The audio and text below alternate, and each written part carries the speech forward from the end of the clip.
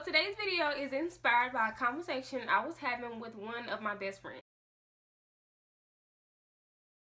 So if you don't know what a black or ghetto girl name is, it's named like my middle name. It's Shaneka.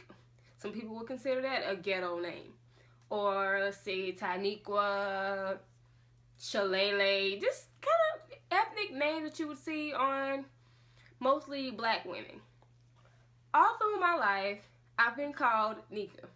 From birth through 18, everybody in my hometown, all my family members called me Nika because that was the name that I preferred. But also, while growing up, I was always kind of told, like, oh, you'll never get a job with a name like that. That's a ghetto name. That's not going to look good on a resume.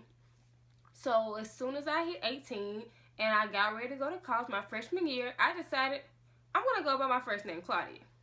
So that's what I did from 18 on up. And the only reason that I feel like I wanted to go by Claudia is because people kind of made me feel bad about my name. They just continually said, oh, that's a ghetto name. Oh, that's not going to look good on a resume, or I can't pronounce that. And they just kind of made me feel bad. Like, dang, I'm never going to get a job with my name. And for a moment, it almost made me regret having my name. Just to think, like, I can't get a job with this name. This won't look good on a resume. This is a ghetto name.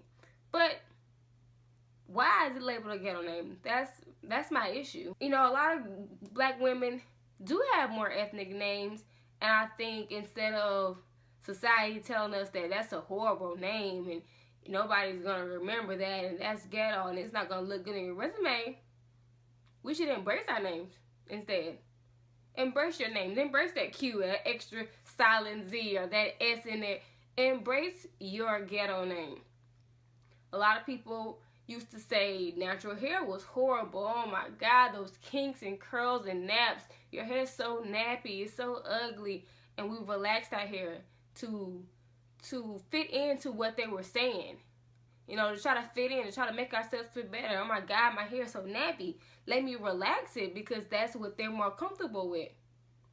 But now we've been embracing our natural hair more. We've had like a natural hair reform. We're like, you know what? You're either going to like my hair or not, but this is the hair that I was born with. It grows out of my scalp, and I'm going to love it because it's a part of me. Now, I think we need that same type of reform when it comes to our names, because that is a name that you were given. Nobody should make you feel bad about your name. No matter how unique or how many Q's or Z's or S's are in your name, nobody should look down on your name because at the end of the day, that's you. So one of the things that we were talking about was being in a workplace and saying, okay, my name is Taniqua, and an older coworker or someone saying, oh, I'm never going to remember that. I'm not good at names.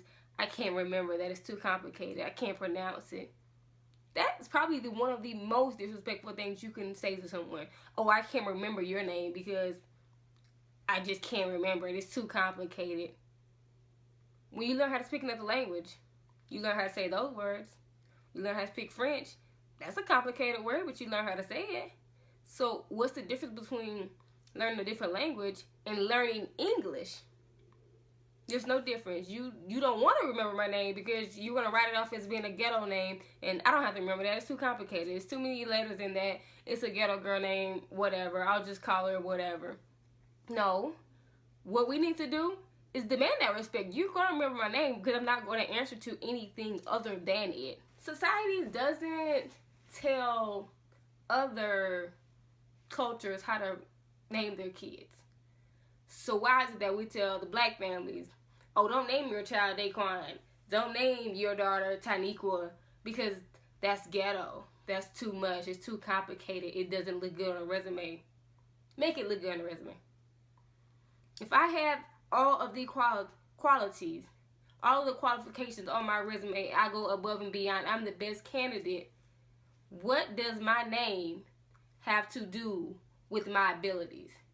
If my name was Boo Boo the Fool, I had a PhD in physics, I wrote this, that, published this, went to this conference, did this internship, helped the old ladies across the street, and had a shelter, you would tell me, no, we can't hire you because your name is Boo Boo the Fool.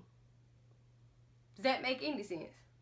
Now, granted, that might have been a bad example of a name, but that's what they're doing. What makes it even worse is when I turned 18, I said, I'm going to go by Claudia. Now, I'm only 18. I'm still a baby. I haven't even been out into the real world. So how was it? It was already embedded in my mind that I needed to go by a different name, my more professional name, because Shaneka wasn't good enough. Shaneka was too ghetto. I couldn't get a job with Shaneka. So, like, who embeds that in my mind? Because clearly my parents thought that was a good name because that's what they gave me. So, I'm trying to figure out, like, what people came into my life that said, oh, that's a ghetto name. Oh, I remember that. Was it my teachers? Who was it? And why? Instead of teaching people to feel bad about themselves, that's like, if I weighed 300 pounds at 8, instead of encouraging me to lose weight, or encouraging me to love myself the way I was, you was telling me, oh my God, you're so fat, you're never going to get a job like that. Oh my God, you're so fat.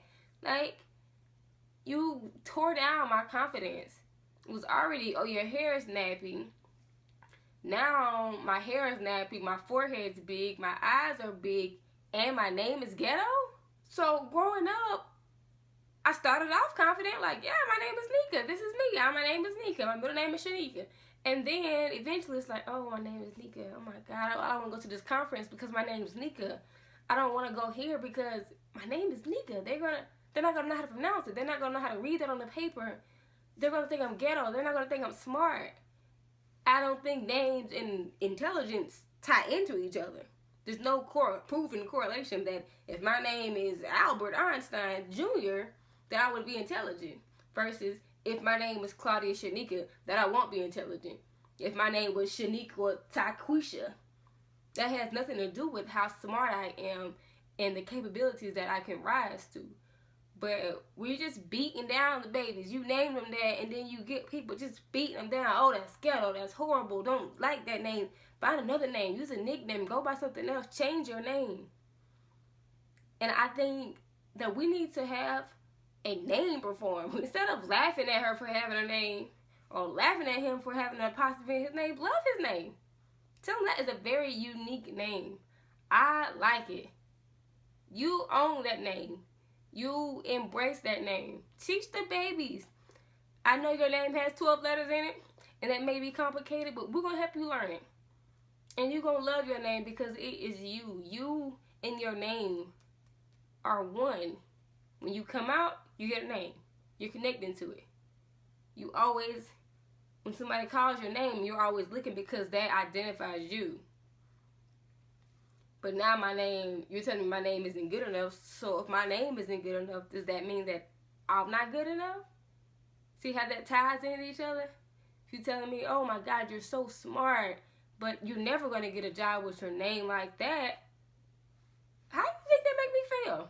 To think like, oh my God, I've done all this work, but my name's too ghetto. And how does that make me feel about my parents? You think they made me regret them? Probably. Probably said, oh my God, why did they name me that? But no, it's not why they named me that. It's why does it bother you? Why do you have a problem with my name? If you don't like it, you don't have to name your child that, but this is my name. You're going to learn it. You're going to address it by my name. And I'm not going to take any disrespect or downplay about my name because it is mine. At the end of the day, that's what I have. Me and my name. If I don't have clothes, if I don't have money, if I don't have shoes, I have me and my name. So, basically, the moral of what I'm trying to say is teach your children, yourself, your uncle, your cousin, anybody that has a black or a ghetto name to love their name. To also, I know we make jokes. We're probably the most jokiest race I know. But instead of laughing at her for having a silent Z in her name, how about telling her, that was clever. That was really clever, girl. Own that name. That's you. You own your name. Even if you don't like it. Don't tell her you don't like it because that's her name. Her name is her.